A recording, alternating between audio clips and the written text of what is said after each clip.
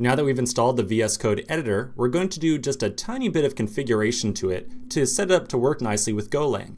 So out of the box, VS Code doesn't have any support for Go. It's only by installing a little extension do we kind of teach the editor how to handle Go code. So let's get to it. I'll open up the Visual Studio Code editor. And then when I do, I'm going to find the top nav menu up here. So here's the top menu bar. I'll find the option View. And then inside of there, I'll find the option Extensions. So here's Extensions right here. Now this sidebar that pops up lists a ton of different extensions that we can install into our code editor. A lot of these different extensions add support for different languages inside the editor, like say Python or C# right here. Now we want to search for a very particular extension. We're going to enter in a search string of Go. Now hopefully the first result that pops up is something that says rich Go language support for Visual Studio. Should have around 1, 2, 3 million downloads. And so we'll just click the install button to install it. Now I wish I could say that the installation process or the configuration for Go was that easy. Unfortunately, there's one more little step we have to do.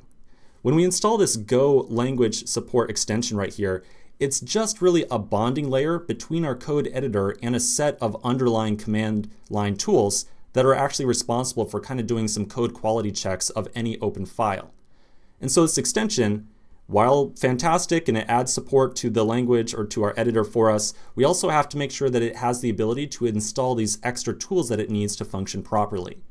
So to make sure that it installs these other tools, really straightforward, all we have to do is close the code editor. So we're going to quit Visual Studio Code entirely. I'll then start it right back up. So I'm going to start it right back up. And then here's the kind of weird part, but just bear with me for a second.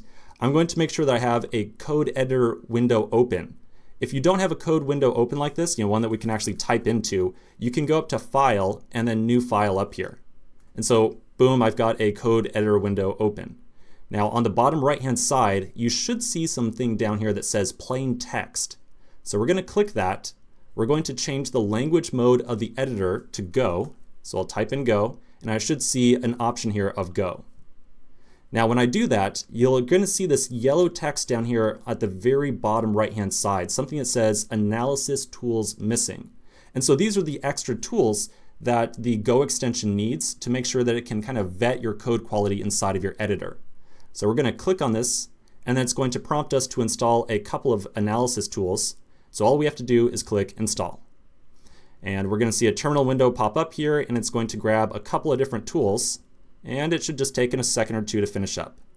So that's pretty much it. Now the next time that we open up a Go file inside of VS Code, we should have a bunch of tools available to help us to write code, analyze it, and just make sure we're doing things correctly.